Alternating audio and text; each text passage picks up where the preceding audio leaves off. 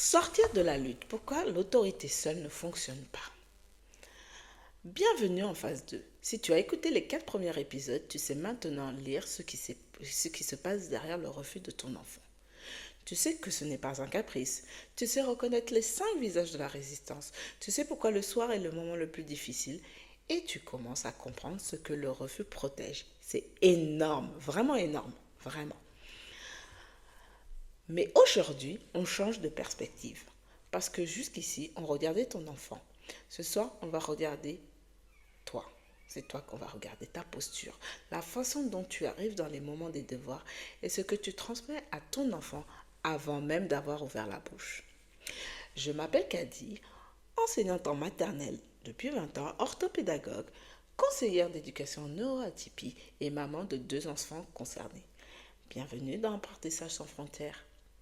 Cet épisode s'appelle Sortir de la lutte.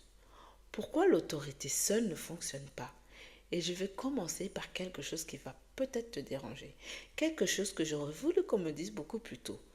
Pas pour te blesser, mais parce que tu mérites la vérité.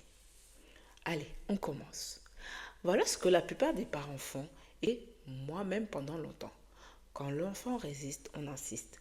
Quand il dit non, on dit oui plus fort. Quand il se lève, on le rassoit. Quand il pleure, on tient bon. Parce qu'on nous a appris que c'est ça l'autorité. Tenir, ne pas céder, montrer qui décide. Et parfois ça marche. L'enfant finit par s'asseoir, par ouvrir le livre, par faire semblant de travailler. Et on se dit, voilà, j'ai gagné. Moi, voilà ce qu'on ne voit pas surtout. Ce qu'on a gagné, c'est la bataille ce soir. On n'a pas gagné, pas la guerre. On n'a pas gagné la relation, on n'a pas gagné la confiance. Parce que le rapport de force a un coût immédiat. L'attention, les larmes, l'épuisement de tous les deux. Et un coût long terme, beaucoup plus grave. Quand un enfant vit répétitivement le moment des devoirs comme un rapport de force, son cerveau enregistre quelque chose.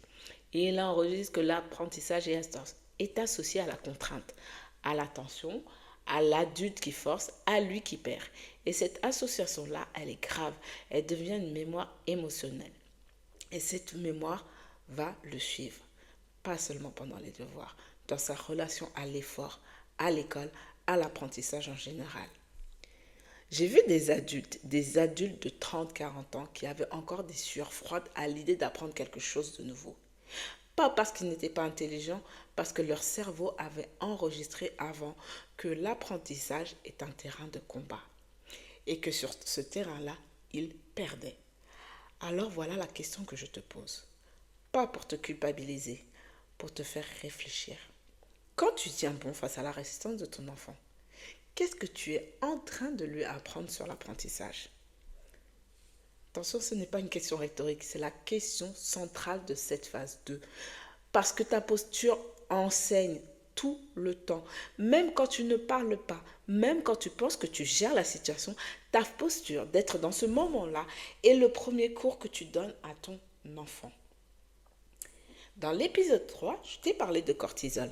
C'est un hormone du stress qui monte quand le cerveau perçoit une menace et qui, quand elle est élevée, rend l'apprentissage impossible. Je vais te dire quelque chose d'important. Toi, ta présence, ta tension, ta frustration, ton agacement, tu es une source de cortisol pour ton enfant. Pas parce que tu es une mauvaise mère. Attention, je ne remets pas ça en cause. Parce que c'est neurologique. C'est neurologique. Les enfants sont câblés pour détecter l'état émotionnel des adultes qui se trouvent près d'eux et qui prennent soin d'eux surtout. C'est un mécanisme de survie primitif. Leur cerveau scanne en permanence. Est-ce que l'adulte est calme? Est-ce que je suis en sécurité? Et si la réponse est non, si l'adulte est tendu, stressé, agacé, le cerveau de l'enfant se met en alerte. Le cortisol monte, la fenêtre d'apprentissage se ferme. Ça s'appelle la co-régulation et ça veut dire une chose concrète. Ton état émotionnel régule ou dérégule le cerveau de ton enfant. Avant toute technique, avant toute consigne, avant toute stratégie. Quand tu arrives dans le moment des devoirs avec de la tension, même si tu ne dis rien, même si tu souris, ton enfant le sent. Il sent la tension dans tes épaules. Il sent la patience dans ton rythme. Il sent la peur que tu as pour lui dans la façon dont tu pose le cahier sur la table et son cerveau répond à ça automatiquement avant qu'il ait ouvert la bouche, avant que tu aies dit un mot. Je t'ai dit que j'avais 20 ans de classe et il y a quelque chose que j'ai appris très tôt dans ma première année d'enseignement. Le jour où j'arrivais stressée en classe, après une mauvaise nuit, après une réunion difficile, après un conflit en salle de mail, ma classe était difficile. Même, même avec les mêmes enfants, avec les mêmes activités. Le jour où j'arrivais calme et disponible, même avec une séance imparfaite, ça se passait infiniment mieux. Pendant longtemps, je me suis dit que c'était une coïncidence. Et puis j'ai compris, ce n'était pas une coïncidence, c'était de la co-régulation. Mes élèves se régulaient sur mon état et mes enfants à moi faisaient exactement la même chose. Voilà le cœur de ce que je veux te dire aujourd'hui. Le rapport de force, c'est une tentative de contrôle. Contrôler le comportement de l'enfant, contrôler la situation, contrôler l'issue. Et le contrôle, ça épuise. Ça t'épuise toi, ça épuise ton enfant et ça épuise la relation. Parce que le contrôle dit à l'enfant, je ne te fais pas confiance pour traverser ça seul. Je dois te forcer parce que tu ne peux pas le faire par toi-même. Tu as besoin que je décide à ta place. Et l'enfant, même s'il ne le formule pas, le reçoit comme ça. Et il résiste. Parce que résister, c'est dire j'existe. J'ai mon mot à dire. Je ne suis pas juste quelqu'un qu'on fait obéir. Alors voilà ce que je propose à la place du contrôle. La présence. La présence, ce n'est pas la même chose que la douceur. Ce n'est pas baisser les exigences et ce n'est pas laisser faire n'importe quoi. La présence, c'est arriver dans le moment des devoirs avec quelque chose de différent que la volonté de contrôler l'issue. C'est arriver avec la capacité d'être là, vraiment là, sans que le résultat de ce soir soit une question de vie ou de mort. Je vais te donner un exemple concret. Deux mamans, même situation, même enfant qui refuse d'ouvrir son cahier. La première maman arrive avec la tension du soir. Elle a regardé l'heure 3 fois depuis le goûter. Elle pense au dîner, à demain, au matin, aux lacunes qu'elle voit s'accumuler. Elle dit, allez, on commence. Sa voix est ferme, peut-être trop ferme. L'enfant le sent, son cerveau se met en alerte. Le cortisol monte. Et avant même que le cahier soit ouvert, c'est déjà un rapport de force. La même maman, même soirée chargée, même fatigue, même inquiétude, prend 30 secondes avant d'entrer dans la pièce. Elle pose une main sur sa poitrine, elle expire lentement.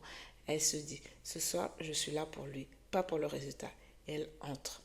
Et elle dit la même chose. Allez, on commence. Mais c'est différent. Dans sa voix, dans son corps, dans l'espoir qu'elle crée, et l'enfant le sent. Même mot, même situation, résultat différent.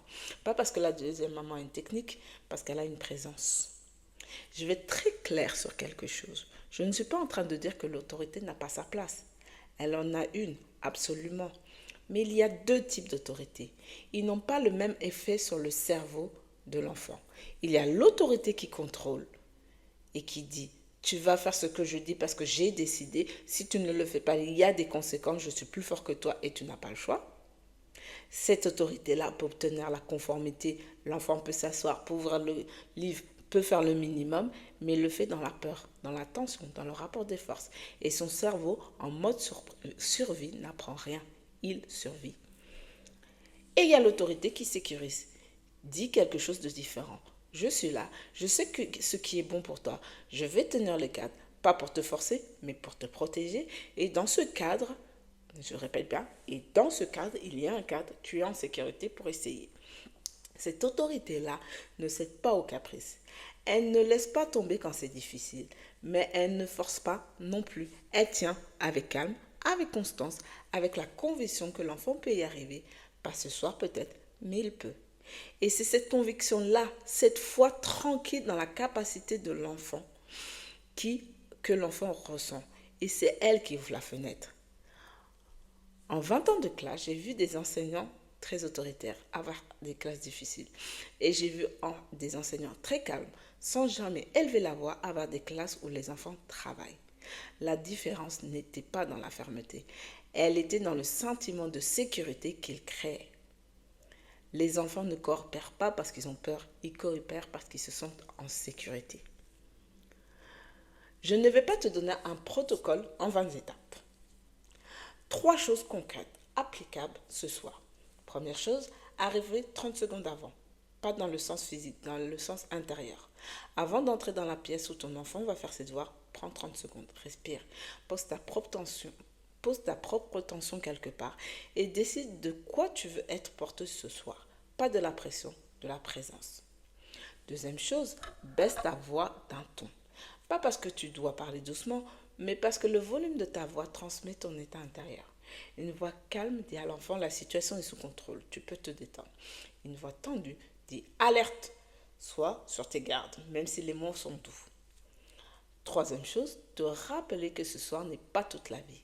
Les parents qui vivent les devoirs dans l'urgence, et je le comprends, je l'ai fait, transmettent cette urgence à leur enfant. Et l'urgence monte le cortisol. Rappelle-toi, un devoir non fait ce soir n'est pas une catastrophe. Une relation abîmée par 10 ans de conflit autour des devoirs, ça, c'est une catastrophe.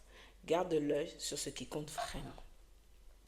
Voilà pour cet épisode 5. On a parlé du rapport de force, du cortisol que tu transmets sans le vouloir, de la différence entre contrôle et présence et de l'autorité qui sécurise.